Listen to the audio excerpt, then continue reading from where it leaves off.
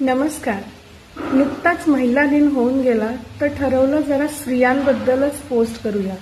आणि मागच्या आठवड्यात काय झालं की मेनोपॉज रिलेटेड खूप महिला माझ्याकडे आल्या. मेनोपॉजबद्दल इतके गैरसमज आहेत बायकांमध्ये, ते आपण जरा दूर करावे म्हणून आजपासून छोट्याशा रील मेनोपॉज रिलेटेड सुरू करते आहे. मेनोपॉज म्हणजे काय? पाळी बंद होण्याचा काळ. मग हा काळ जो असतो याच्यात नेमकं काय होतं बरं? आणि हा जो मेनोपॉज येतो तो कुठल्या वयात येत असावा? तर सगळ्यात महत्त्वाचं, मेनोपॉजमध्ये आपल्या शरीरात जी पाळी असते ती बंद होते.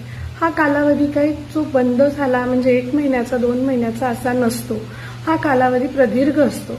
याला 3 भागांमध्ये विभागला गेला आहे: प्री मेनोपॉज, मेनोपॉज आणि पोस्ट मेनोपॉज. प्री मेनोपॉज म्हणजे पाळी जायच्या अगोदरचे 1-2 वर्ष. मेनोपॉज म्हणजे पाळी जाणारं वर्ष आणि पाळी गेल्यानंतरचे काही वर्ष.